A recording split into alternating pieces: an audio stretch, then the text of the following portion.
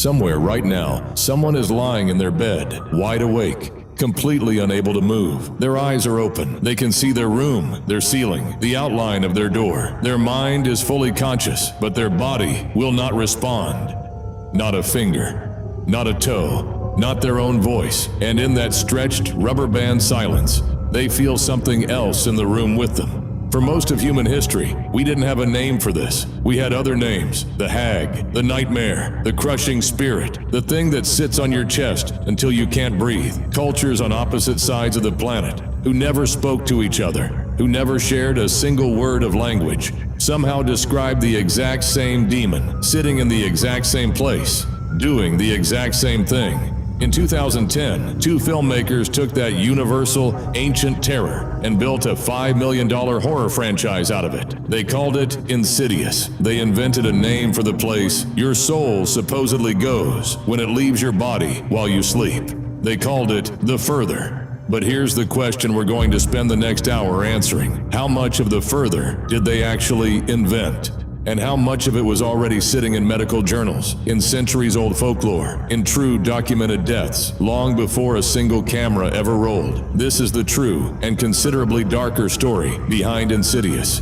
Stay with me. It gets worse the deeper we go. In 2010, horror director James Wan and writer Leigh Whannell were not the powerhouse names they are today. Years earlier, the two of them had changed the genre forever with a film called Saw, made for less than $1 million, that spawned an empire. But by the late 2000s, they were looking for something new, something that hadn't been done to death. So they sat down and asked themselves a simple question: what hasn't horror really explored yet? The answer they landed on was astral projection, the old idea, found in occult texts for centuries, that a human soul can separate from the body and travel while the body sleeps. Nobody, as far as they could tell, had built a mainstream horror movie around that specific fear. Ghosts? Yes. Possession? Yes. But the idea of your own consciousness wandering off, unprotected, into somewhere else, that was untouched territory. And then, Whannell did something that should unsettle you a little more than it probably does. He didn't just research the concept, he pulled from his own life. Leigh Whannell has spoken on the record about suffering from sleep paralysis, the real, clinical, well-documented condition, waking up while your body is still locked in the muscle paralysis your brain uses during dreaming sleep,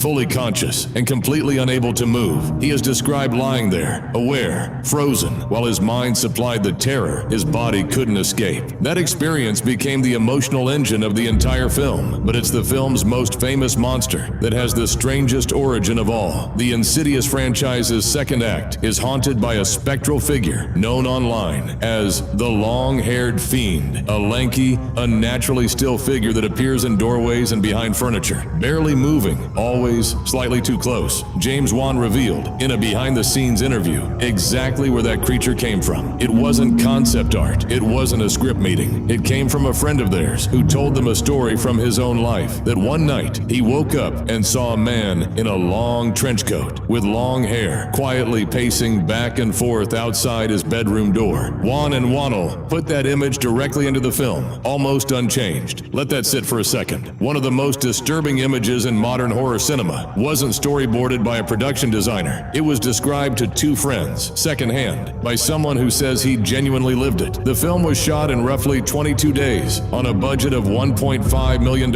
a number so small it's almost a rounding error in modern studio filmmaking. Nobody involved expected what happened next. Insidious opened quietly in 2010 and went on to make over $100 million worldwide. It became one of the most profitable horror films relative to its budget in the genre's history, spawning 4 sequels and a mythology that fans still dissect obsessively over a decade later. But here's where the story stops being a tidy Hollywood success narrative and starts getting genuinely disturbing. Insidious is not marketed and never has been marketed as based on a true story, the way its spiritual sibling, The Conjuring, was. James Wan has been careful in nearly every interview to draw that distinction. Insidious is fiction. The Lambert family never existed. The Further, as a literal astral dimension you can walk through, is not real. And yet, every core mechanism the film depends on to scare you is drawn directly from phenomena that are extremely, clinically documented, real. So the question becomes, if the demons and the red door and the astral dimension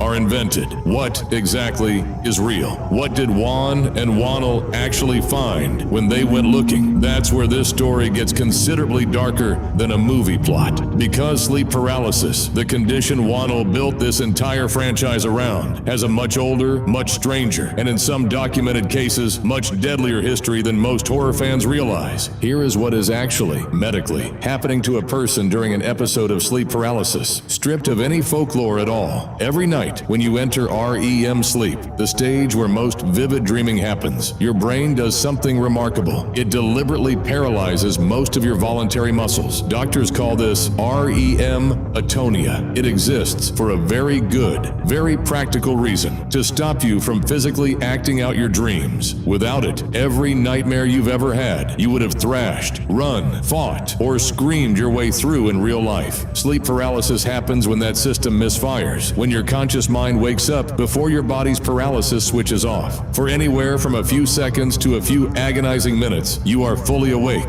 fully aware of your surroundings, and completely locked inside a body that will not obey you. And here is the part that should genuinely unsettle you. In roughly 3 out of 4 documented cases, this paralysis arrives with hallucinations, not vague, dreamlike fuzziness, vivid, sensory, fully formed hallucinations, layered directly onto your real bedroom while your eyes are open. Now here's where it gets strange on a global scale. Ask a sleep researcher what people around the world report seeing during these episodes, and you'll hear the same handful of descriptions over and over and over again, from cultures that had zero contact with each other throughout most of human history. In Newfoundland, going back generations, they call it the old hag, a witch-like figure that sits on your chest, crushing the air out of your lungs. In Japan, it's called kanashibari, a term rooted in old Buddhist belief that monks could paralyze a person using magic. In Egypt, accounts describe a jinn attack. In parts of South Africa, a spirit called the tokoloshe. In Mexico, people describe it simply, se me subió el muerto, the dead climbed on top of me. In medieval Europe, physicians recorded case histories of women visited at night by a crushing presence. One Dutch doctor, writing in the year 1664, described a patient's episode in 3 blunt words: the devil lay upon her and held her down. Different centuries, different continents, different religions, different languages, different mythologies that never once touched each other, and somehow the exact same experience, described almost identically every single time. A heavy, dark presence pinning you down, sitting specifically on your chest. Modern researchers have a name for one of the most consistently reported figures in that hallucination. Online communities call him the Hat Man, a tall, featureless, shadow black figure, usually wearing a wide-brimmed hat, standing at the edge of the room, watching. He has been logged in tens of thousands of accounts from over 50 countries. He shows up in academic papers studying shared paranormal belief. He shows up in the mythology of Insidious itself, echoed almost exactly in that long-haired fiend Juan and Wannel borrowed from a friend's real account. The clinical explanation is that a hyperactive amygdala, your brain's threat detection center, combined with a malfunctioning region called the temporoparietal junction, essentially manufactures a sense of presence out of nothing, and your visual system fills in a shape to match the fear. It is, according to the science, entirely a product of your own brain, misfiring at the worst possible moment. But knowing the mechanism doesn't make the terror any less real to the people experiencing it. And in at least one deeply documented, tragic chapter of medical history, that terror turned out to be genuinely fatal. Between the late 1970s and the 1980s, doctors in the United States started noticing a disturbing pattern among refugees from the Hmong community, many of whom had fled Laos after the Vietnam War. Otherwise, healthy young men were dying suddenly, in their sleep, with no clear medical cause. The Centers for Disease Control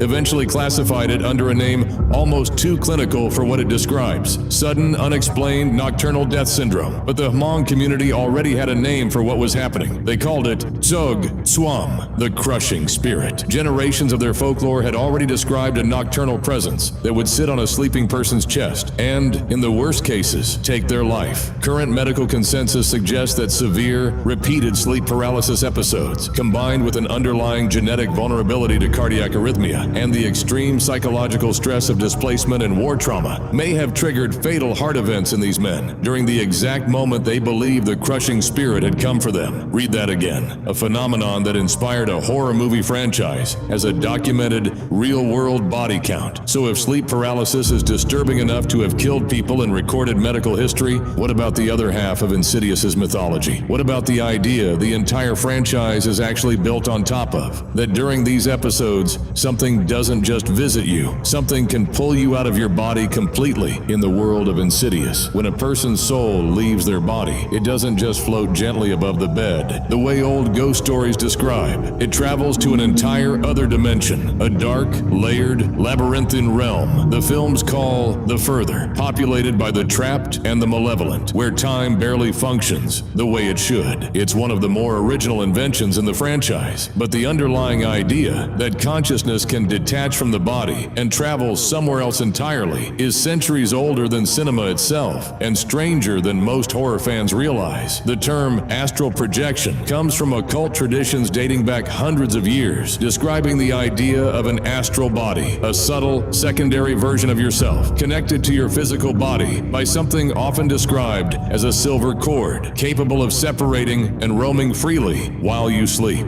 For most of history, this stayed firmly in the territory of mysticism and religion. That changed, at least publicly, in the mid-20th century, when an American radio executive named Robert Monroe began documenting what he described as spontaneous, uncontrollable episodes of leaving his own body at night. Monroe wasn't a mystic or a cult leader. He was a businessman, which made his account land very differently with the public. He eventually founded a research institute dedicated to studying these experiences, and his books on the subject became foundational texts for an entire modern subculture that still practices what they call the projection today. Modern science doesn't reject the sensation. It explains it differently. Neurologists studying out-of-body experiences have found that they can, in some cases, be artificially triggered by stimulating a very specific region of the brain called the temporoparietal junction, the same region implicated in sleep paralysis hallucinations. In these experiments, patients suddenly report a vivid sensation of floating above their own body, watching themselves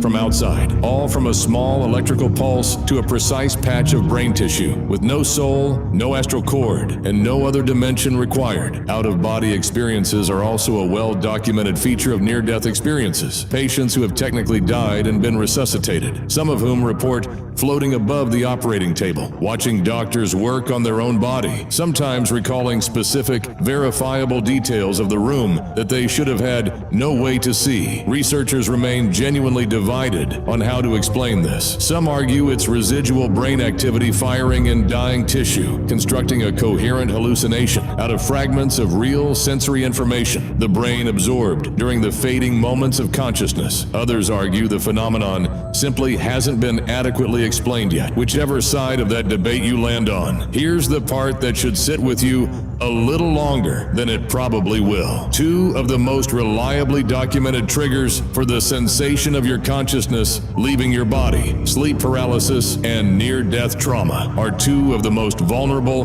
defenseless states a human being can be in. Insidious didn't invent the fear of being unprotected while your soul wanders. It simply gave that ancient, cross-cultural, medically documented vulnerability a name, a set of rules, and a red door. Which raises the next uncomfortable question. If Juan and Wannell built their fictional universe on top of real psychological and medical phenomena, did they, even indirectly, also draw from real reported paranormal cases? What actually happened when they went out and started asking people for their own ghost stories? Before a single frame of Insidious was shot, Juan and Wannell did something unusual for a horror production. They didn't just write from imagination. They actively went out and asked strangers to tell them about their own supposed encounters with the paranormal, ghost sightings, hauntings, unexplained presences in their homes. They gathered these accounts the way a journalist gathers sources, then filtered the ones that unsettled them the most directly into the screenplay. We already know one result of that process. The long-haired fiend, lifted almost intact from a friend's real, first-person account of a figure pacing missing outside his bedroom door. But it's worth understanding exactly how deep this well of folklore actually runs, because the phenomena Juan and Wannell were fishing in, sleep paralysis hallucinations, shadow figures, the sensation of a malevolent presence entering a home through a vulnerable, sleeping child, are not fringe reports. They are some of the most consistently documented paranormal experiences in the world, spanning centuries and continents. Take the broader genre Insidious sits inside. Horror movies based on true events, almost always trace back to a small handful of real documented cases. Families who reported genuine, sustained disturbances in their homes, investigated at the time by clergy, psychologists, or self-styled paranormal researchers. James Wan himself would go on to direct The Conjuring just 2 years after the first Insidious, built around the real-life investigations of Ed and Lorraine Warren, the same researchers linked to the Amityville case. Patrick Wilson, the actor who anchored the Lambert family in Insidious, would go on to play Ed Warren himself. It's a detail that makes audiences understandably conflate the two franchises, even though only one of them ever claimed to be a true story. But strip away the specific case names, and a pattern emerges across nearly all of these accounts, real and fictional alike. A family moves into a new home, or a family already living somewhere ordinary suddenly finds a child at the center of escalating disturbances, noises, objects moving, a presence that seems to target the most vulnerable person in the house first. Insidious uses that exact structural blueprint. So does nearly every true story haunted house film of the last 50 years, whether that's evidence of something genuinely paranormal recurring across real cases, or evidence of a specific narrative structure that terrifies audiences reliably enough to get reused endlessly, is a question this genre has never definitively answered, and probably never will. What Insidious did differently was pull the vulnerable child horror structure into a completely medical framework. Dalton Lambert isn't possessed in the traditional sense. He's in a coma. His soul has literally traveled somewhere else, and something else is trying to occupy the space he left behind. It's a subtle but important shift, and it maps almost perfectly onto real documented cases of astral projection practitioners who describe a specific, recurring fear within their own community. The fear of cord severance, or of something else occupying your body while you're out. That fear predates the film by decades. It shows up across obscure occult literature going back to the early 20th century. Juan and Wannell didn't invent that anxiety. They dramatized an anxiety that already existed inside a real, still active subculture of people who genuinely believe they leave their bodies at night and are afraid of what might be waiting when they try to come back. Which brings us to the part of the story that isn't about scripts or folklore or medical journals at all. It's about what some of the people making this film say actually happened to them on set while they were shooting it. If you've ever wondered whether the people who make haunted house movies for a living start to feel a little haunted themselves, Insidious. Chapter 2 gives you a genuinely eerie place to start looking. For the film's 2013 sequel, the production needed a location for one of its most unsettling sequences, an abandoned hospital, haunted by the ghost of a man who took his own life, still terrorizing the nurse who found him. Rather than build a set, James Wan filmed the scene inside a real, physically abandoned hospital, Linda Vista Community Hospital, on the south side of Los Angeles. Linda Vista isn't a filmmaker's invention. It operated as a real, active hospital for decades and closed its doors in the mid-1990s. In the years since, it has become one of the most sought-after filming locations in Hollywood, specifically because of its atmosphere, deteriorating hallways, peeling paint, medical equipment left behind, and a widely circulated reputation among crew members, urban explorers, and paranormal investigators as one of the most consistently active haunted locations in the city. Decades of patients died there. Countless film and television productions have shot inside its walls, and it has developed an almost mythic status as a place where cast and crew report unexplained cold spots, equipment malfunctions, and the unmistakable sense of being watched in empty corridors long after the cameras stop rolling. Wan didn't shy away from the location's reputation. He leaned into it, using the hospital's genuinely unsettling atmosphere to sell a fictional haunting inside a building that plenty of people already believed was haunted for real, long before a single Insidious script page age existed. It's worth stepping back here and noticing something about the ecosystem this film came out of. James Wan and producer Jason Blum, through Blumhouse Productions, would go on to build an entire empire on exactly this formula. Take a low budget, a tight shooting schedule, and either a real, reputedly haunted location or a real psychological phenomenon, and let the atmosphere do half the work a bigger budget usually has to buy. It's the same company that would later produce The Conjuring, Paranormal Activity, and dozens of other films built on the uncomfortable, blurry line between inspired by and actually happened here. Cast members across the Insidious franchise have spoken in press interviews over the years about the specific discomfort of shooting sequences meant to depict sleep paralysis and possession, describing how uncomfortably close some of the performances required them to get to real, physically documented symptoms, the chest tightness, the frozen limbs, the specific quality of terror that comes from being fully conscious and unable to move. Several cast members involved in the broader Wan and Wannell horror universe have noted publicly that shooting scenes rooted in real psychological phenomena feels distinctly different from shooting purely invented supernatural threats, because on some level, the fear being performed on camera is a fear the actor's own nervous system already recognizes as real. Whether any of what happened on these sets constitutes a genuine paranormal encounter or simply the very human effect of spending long, sleep-deprived nights inside a building already saturated with decades of death and decay is, again, a line this genre is built entirely around blurring. Insidious was never marketed as a true story, but the building its sequel was filmed inside had its own true story, decades before Wan ever walked through its doors. And that story didn't need a script to unsettle the people working there. So here's where we actually land. After all of this, Insidious is fiction. The further does not exist. Nobody has ever been medically documented traveling to a demon-infested astral dimension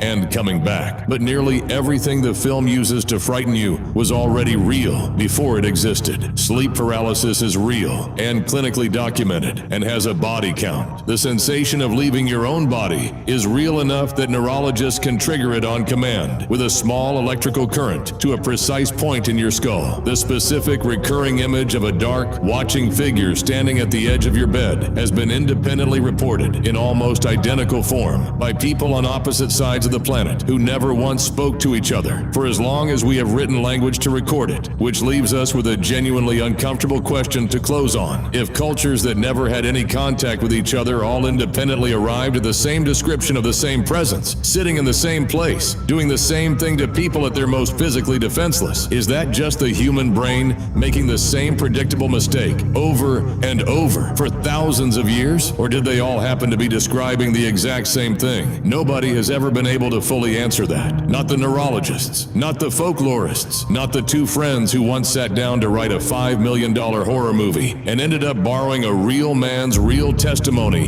about a figure pacing outside his door. The next time you wake up in the middle of the night and for just a second, your body doesn't move the way you told it to, ask yourself, what exactly you're more afraid is standing at the edge of the room, the thing your brain invented, or the thing it didn't. If stories like this keep you up at night, share it with someone who needs to hear it. Subscribe to The Downfall and hit the bell so you never miss what's coming next.